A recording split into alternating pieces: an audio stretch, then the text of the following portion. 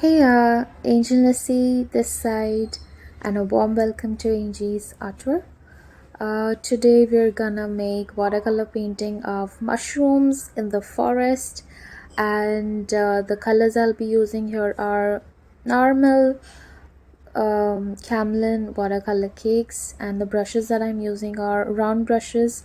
Make sure you use a tiny brush for detailing, and also start with watery consistency of the watercolors.